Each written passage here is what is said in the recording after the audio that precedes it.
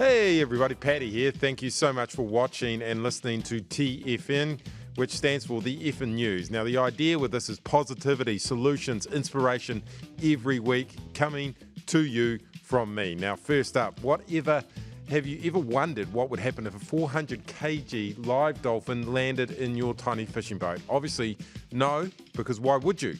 Because it's not going to happen, right? Well, it did happen to the three guys who join me in a minute, and they've got video.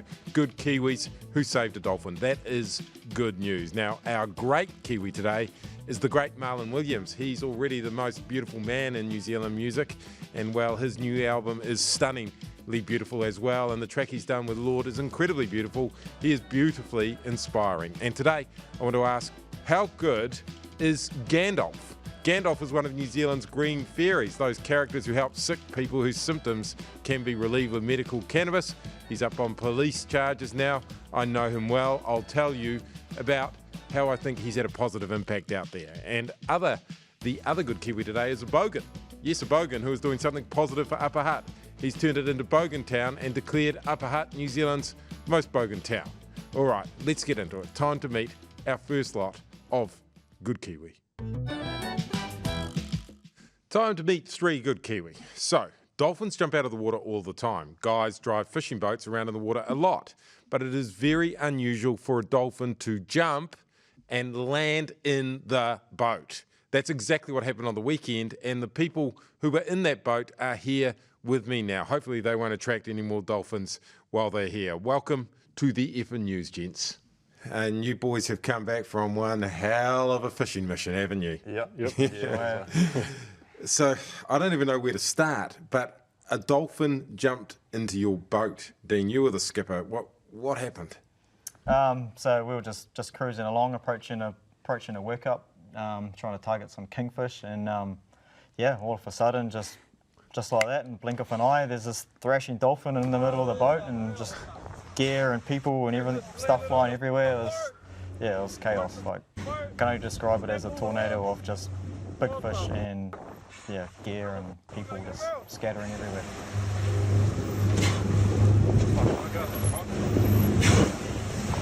How big was the boat that you were out in? 15 foot. About 5.5 metres, is it? Yeah. So the dolphin filled that up pretty quick. Yeah, pretty much. Pretty close to the length, I think it was a 3 to 3.5 metre dolphin, and then 5.5 metre boat. There's not too much room to sort of hide in, you know. No, it's not. And it was just the three of you out on the boat, wasn't it? Yep. And what happened? Where were you when the dolphin jumped in? So I was pretty much standing behind the two of them, and then I just sort of watched it just leap up, bang sideways, and then it came pretty close to Milton's head over there, and would have been a good maybe just a couple 100 mil above him, and then last minute dodge, and then I was all on from there pretty much. So you had to dodge it, Milton? Yeah, well, I was looking... Because you're quite tall too, mate. Yeah, well, I was actually bent over looking at... I'd just seen a dolphin on the bow. I was like, oh, that's a big dolphin. And I stood up, and then one just came up. I was looking at it, I was like, oh.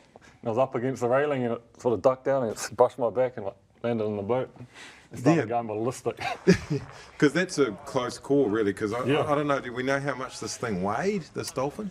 So I originally thought it was like, it's probably a 300 kilo animal, and sort of put that out on the radio messages that I was putting through. But we did ask the dolphin specialist that met us with the dock team, just out of curiosity. I was like, how big do you think this thing is? And she said it was around 420 to 450, and it's a juvenile male around 2 to 3 years old.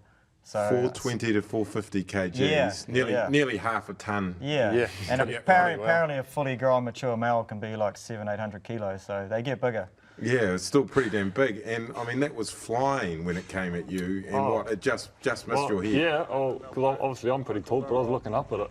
That's how high it got, and it was coming straight down. And what you just? Yeah, I just did these ones against the boat and just brushed my back and skidded into the boat, snapped all our rods, and then bent the front of the boat. And what did it do when it landed in the middle of the boat? Started thrashing around. It was unhappy. It was causing carnage. Yeah. The boys both had fishing rods in their hands at the time, which they just went overboard. One of my rods, I've lost one of my rods overboard. Yeah, everything else that was breakable in the path broke. So Yep. Shout out Okuma for that. Lisa at Okuma hooked us up. So Is that right? Yeah. And what did you guys actually say to each other? Can you remember what you said in that moment? Then the dolphin's in the middle of the boat there. To be honest, for the first 3 minutes, it was sort of, yeah, it was either a whole lot of swear words or just dead quiet. Pretty much, we're all sort of just focused on getting ourselves out the way really, and trying to not take too much of a beating. And then when you figured out what was going on, when you calmed down, what did you start to think? Sort of, as soon as the chaos sort of started to settle down a bit and the animals started calming down, we were like, all right, is everyone okay? Like, you know, and then check the boat, like, you know, what's the damage to the boat? Because we're quite far out, it's quite deep, so we're like, you know, make sure that's all good. And then once we assessed all of that, we're like, okay, well, we've got a live dolphin on the boat now, what do we do? So we just immediately started spraying it with water and trying to cover it with what we had, and then just on the radio, on the phone, to try and get some direction of what do we do from here, because we had no idea. So because where were you? You know, where so were you we're out fishing? at Hole in the Rock, which is Bay of Islands by Cape Brett there. So And what, you just got on the radio and said, "There's a dolphin in our boat." pretty much, yeah, yeah, pretty much, yeah, yeah. Because you were in a fishing competition. Yeah. But, you know, I don't know, would a dolphin even count in that thing? Because no one ever thought of bringing one of those in the shore. No, there was no bigger other categories, so we couldn't even try and claim that one. So. And all jokes aside, you know, you're out by a hole in the rock, you're quite far from shore there. You know, this massive animal, nearly half a ton, lands in the boat, could have sunk it, could have, you know, done quite a lot of damage. Did you realise at the time how dangerous it actually was, and you know, how much injury you may have avoided? Yeah, once we started heading back in and we sort of just, the reality of the situation sort of kicked in a bit. We're just so lucky that didn't land on any one of us, or like, because normally when we're sort of driving, these two are sort of sitting beside me in my chair, and that's right in the path where this thing would have come. So we're just very lucky we were positioned where we were on the boat, and it kind of just landed in between all three of us. Yeah, because if it had hit one of you, that would have been a serious injury, potentially death, I guess. Oh yeah. We're very, very, very fortunate to just have Austin with a sort of injured arm, and that's the least of it. So. Do you view yourselves as lucky to be alive after the dolphin jumped into your boat? Yeah. I'd say so. 100%, yeah. Either be in a wheelchair or even worse. So you know, like it's. Yeah, we're very, very lucky. And then, so you've got the dolphin in the boat. You've radioed saying there's a dolphin in the boat. Does anyone come and help you? You start heading for shore with the dolphin. What goes on? We sort of just went to the nearest boat after it happened, because we just we needed to just be like, do you guys see that? You know, like this has just happened. Like, you know, what do we kind of see? You know, just someone else is out there with us, I guess. You know, like in case we needed help or something. I don't know. But now we just. Not a lot anyone could do. Really. There's no way you're lifting this thing out. Yeah. So you get back. Yeah, there's no way you can get it out of the boat, because that's what a lot of people on the internet are saying is like, why don't you just get it out? Like, you couldn't move it. No, it's way too heavy. I think it took six people to try and move the thing, like just 50 mil to try and get the lifting mats underneath it. You know, like it's a very heavy animal. And when you get back into shore, what happens then? People are coming up and looking at it. What's going on? Yeah, so we were just waiting for Doc to arrive with their team, and someone gave us an umbrella, and there was a kite surfer there. He gave us his kite to sort of hang over it for a bit, you know, try and keep it out of the sun as best we could. So we're just waiting for Doc to turn up, and then did you guys help get it out of your boat, or did you sort of? We assisted with Doc. Yep. We had to roll it up on its edge to get this mat under it, but even that was about 6-7 guys just trying to lift the side of it up, and we had to get a tractor. And a tractor as well. Yeah, and strops and all that. And then did it swim off? Yep. Not immediately, but we took the boat out when they lifted the dolphin up. We took the boat away, so we didn't actually see what happened after. But they rang us up and they got it going again. So So apparently they took it back out close to where it landed on our boat, so they could try and reunite it with its pod, and it swam off out there. So that's pretty cool. Yeah. It's a good ending for all four of us, really. You know. So. And how do you guys feel about this dolphin now? Do you love this dolphin? Oh yeah, we've got a bit of attachment to it now. It's created an unforgettable memory. Yeah. Bit of attachment. You can say you love the dolphin, bro. No one's got. You don't need to be macho. He's gonna name his boat after it too. Oh, what is your boat? No, my boat doesn't have a name. No, they actually haven't named it yet. So yeah, that just seemed fitting, especially since tohu means sign. So I thought, oh well, we've got to take something from that, eh? And Oh, you gave the dolphin a name, tohu. no, sorry, the dock workers and the local iwi named the dolphin that. Oh, really? Yeah. So when they told us and what it meant, I was like, oh, okay. It's a sign. Yeah, it was. Tohu. Yeah. Yep, that's it. Yeah. Yeah, so the dolphin's named Tohu and now is your boat. Yeah. Well, Yeah. it was one hell of a sign, wasn't it? Oh, yeah, yeah. Yeah. And if there's, anything you can take from it, what would be each of you, your most abiding memory of that moment, the one thing that you remember most, bro? What about you? Oh, to be honest, man, just being able to get it back out and swimming is probably what I'm going to take away from it. You know, you would have been pretty gutted and pretty, feeling pretty stink about yourself if, you couldn't get it back out there. I'm just grateful that we could, get it back out to where it was and swimming away happily. Legend, good Kiwi. And what about you, mate? What's your memory of that day?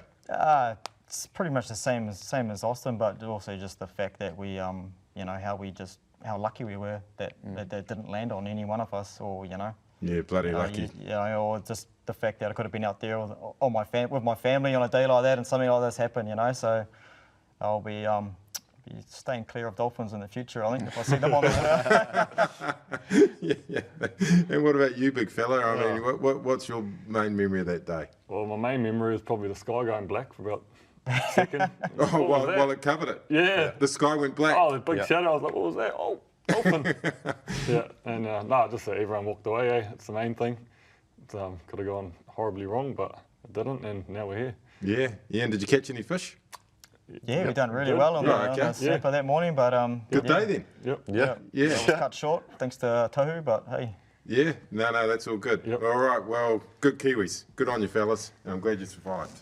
All right, cheers. Cool. on you. And quickly, can just Oh, yeah, mate. quick plug of the business. Yeah, full power Full electrical. power electrical walk with. Yeah, thanks to your boss for letting you come in here. He's a good boss. Yeah, without him, it wouldn't have happened. So. Yeah. He's nearly as good as the dolphin. Yeah. All right, All boys. good, man. Thank you. So, thank you. Cheers. Awesome, thank you. And if you know of a good Kiwi who deserves attention, maybe they are doing great stuff in your community, please let me know. It doesn't have to be as exciting as having a massive dolphin land in your boat, though. Email me, paddy@tfn.co.nz. But right now, I'm excited to bring on today's great Kiwi. Okay, this week I'm going to be overshadowed as a male human by my great Kiwi today. Marlon Williams has been recording and performing music since he's 17 years old. He's won awards, been released around the world. He's an actor in film and on TV, and you can see him on Netflix in Sweet Tooth. Now it's 2025, and Marlon has released a single with Lorde, no one else but Lorde, of course, and he's about to release an album, go on tour, and there's a documentary being released about him too. Wow. Marlon Williams, thank you so much for joining me on This Is the Effin' News. It's a pleasure, TFN. Paddy. Yeah, it's good Yeah. to have you here because you are the Effin' News. You're also very effing happy at the moment, and I know why. Because you are starting to release stuff that you've been working on for a long time. Yeah, I've been through the been to the hapu stage, and now the babies are coming out. Yeah, you're giving birth to creativity, aren't you? Something like that. Yeah. And that makes you happy. Yeah. And I mean, I don't even know where to start because there's a new album, there's an amazing new single, there's a documentary coming, there's a tour coming. Have I missed anything? No, that's the 360 of that package, I think. Yeah. And out of it, I mean, I've just been watching the single with Lorde or Ella Yelich. It's incredible. Tell us a little bit about it.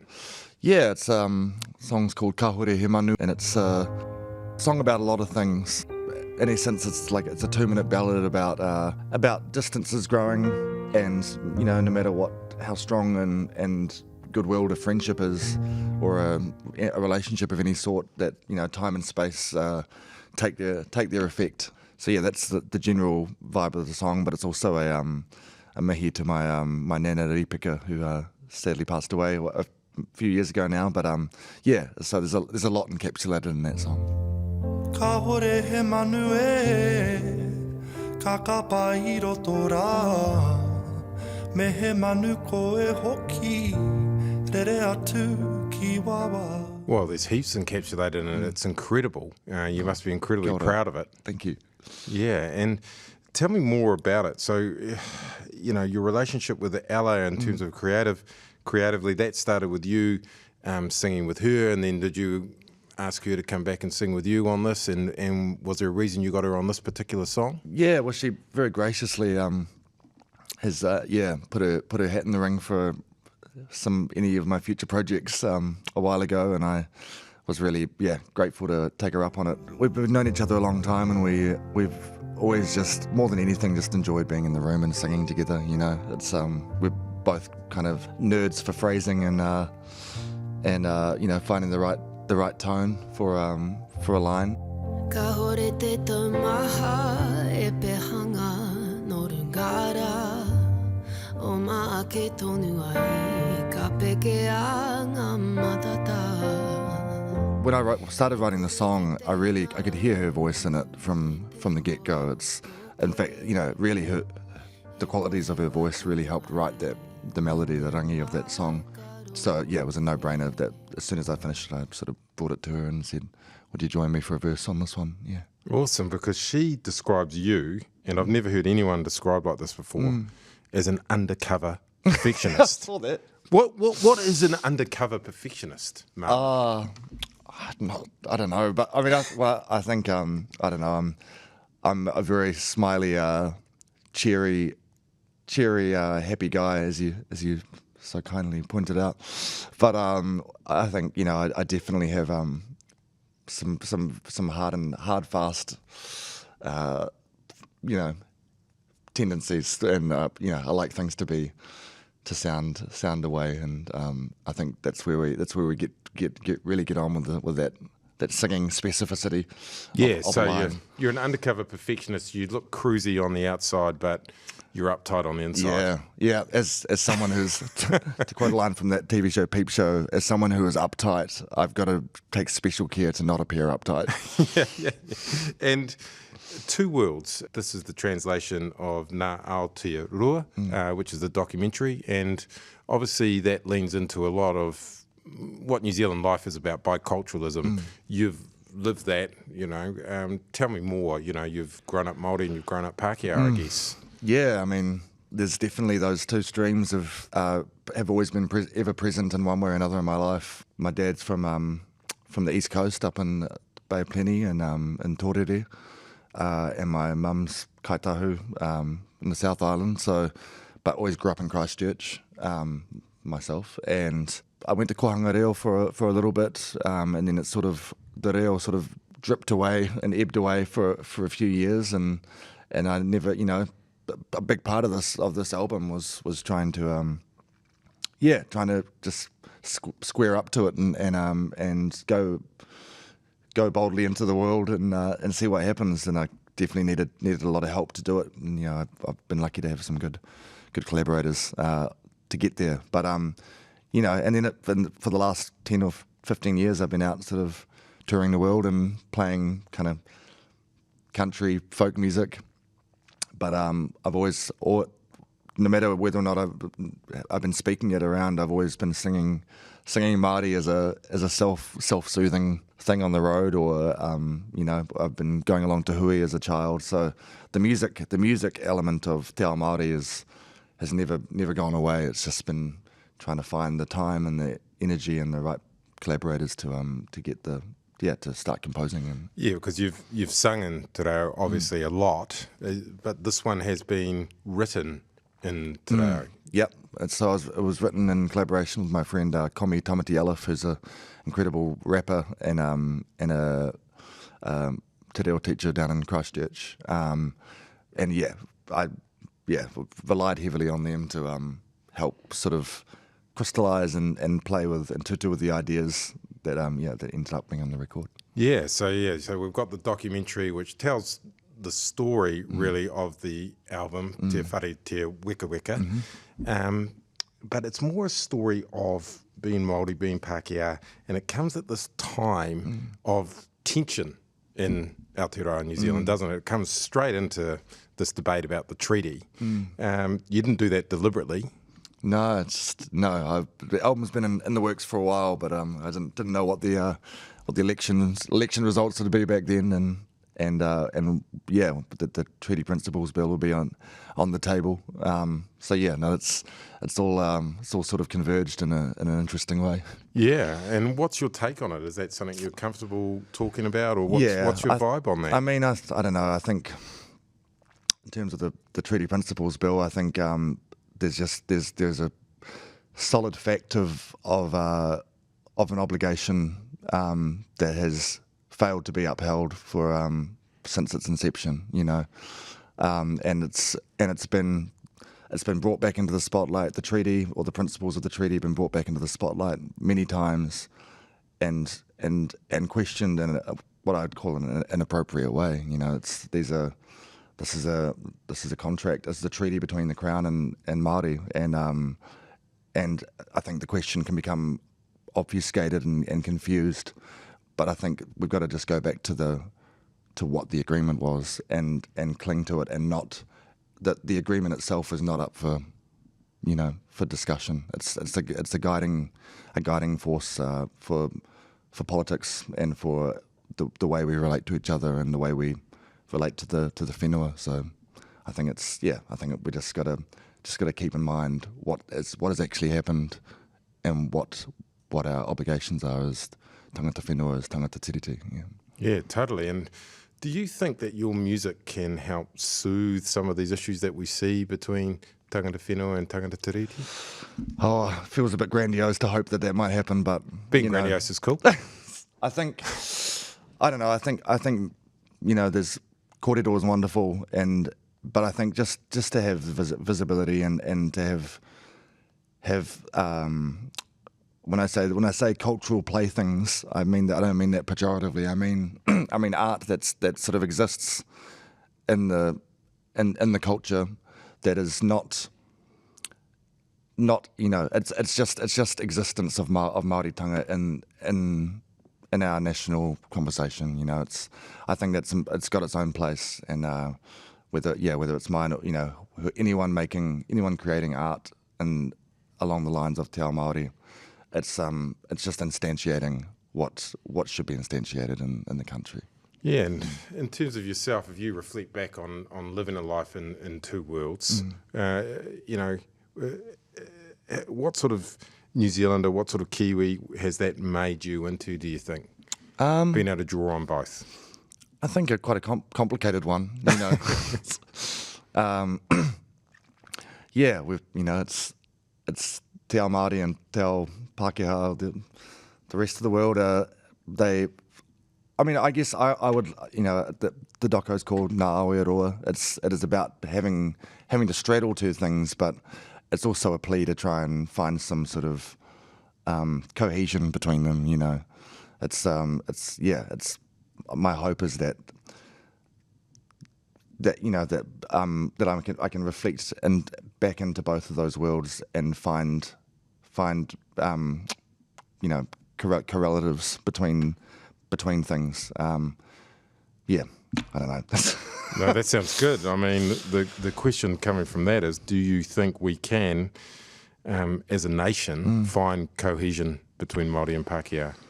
I think, I think it's that thing of standing guardianship over the not the solitude, but the existence of the other, and understanding that the partnership has, when it's been properly and earnestly upheld, has brought about some really wonderful things. And I think about the sort of existence of the Western scientific world and Mātauranga Māori, and just there are different ways of thinking about things that can be complementary, and I think it's foolish just from a practical perspective to ignore that. Yeah. Shivs, that was a good answer. Yeah.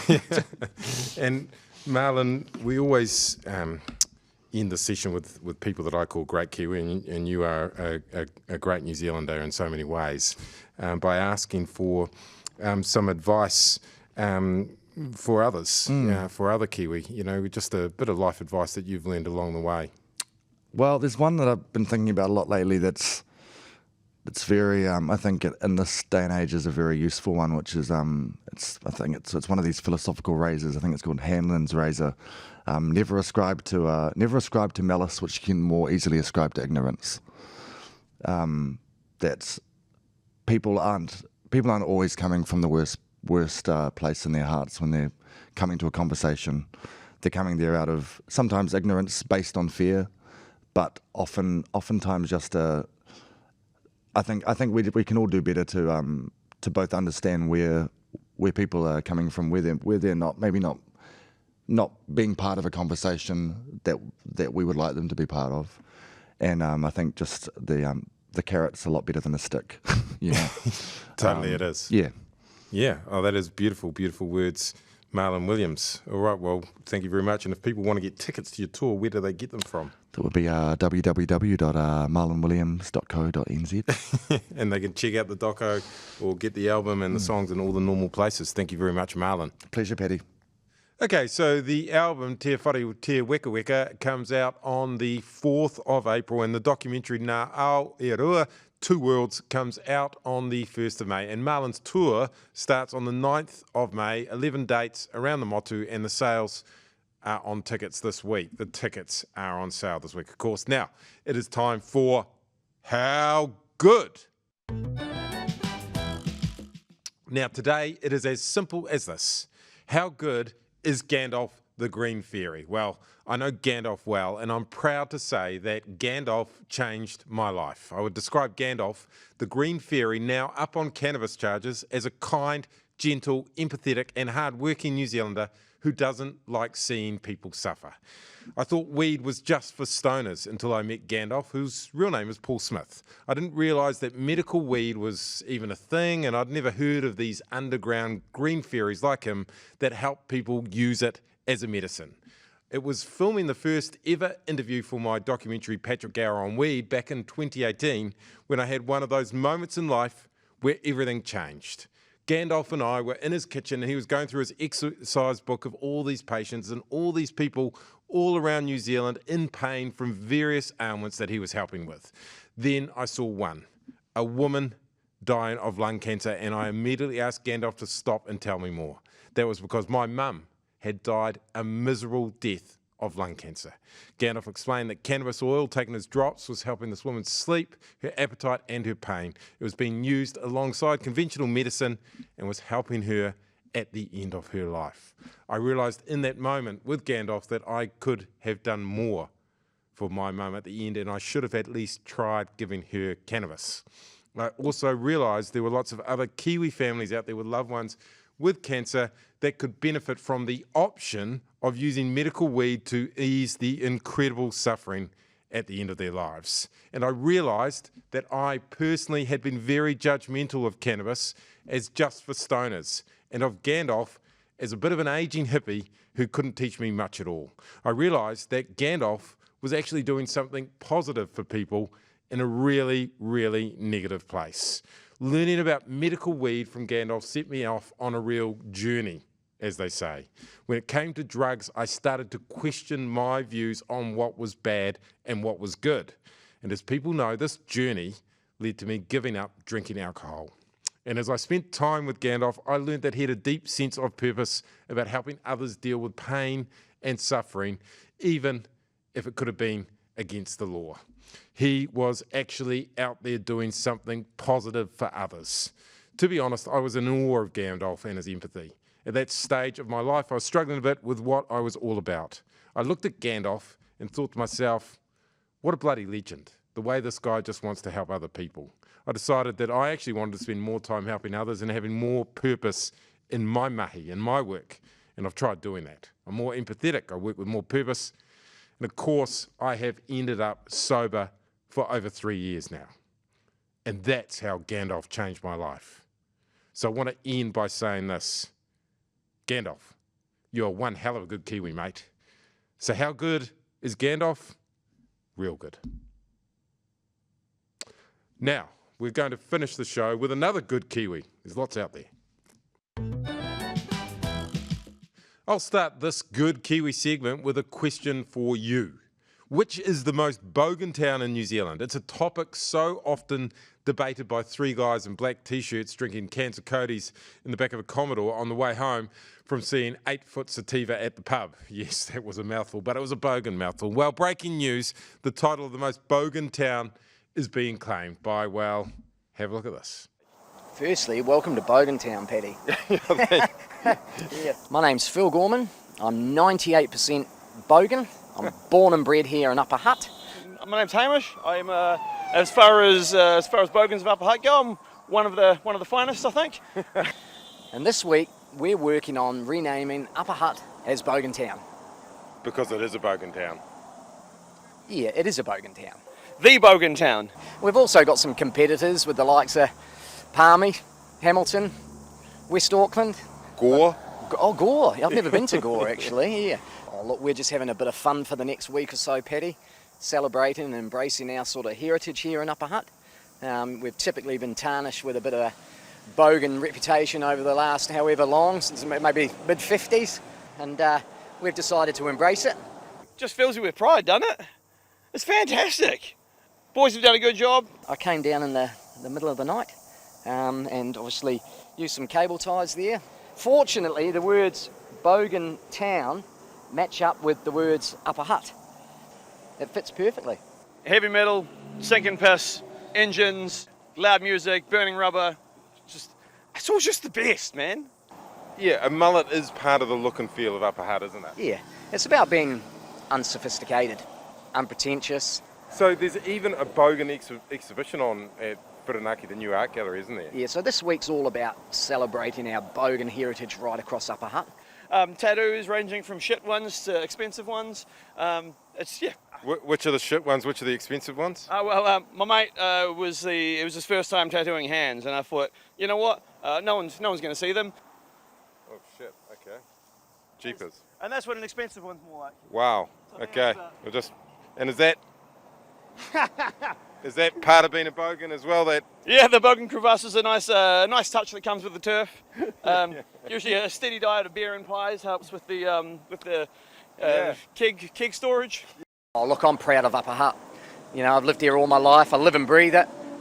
Just love the town, you know. And we just want to have fun. and be Bogans. And be Bogans, yeah. I'm calling these guys good Kiwi for bringing love and celebration and positivity to Upper Hutt and to all of Boganity. And I'd like to challenge Bogans in Palmerston North, Palmy, Hamilton, New Plymouth, and of course, Hanna Springs to do the same. The Bogan celebration is on in Upper Hutt, and the Bogan Day Out is this Saturday at Brewtown. Get involved. All right, well, that is TFN, which stands for the Effin' News, for another week. If you hear of anything or know of anything that can bring some positivity to the world of news in this country, please get in touch with me. Please, please, please email me, paddy@tfn.co.nz. See you next week.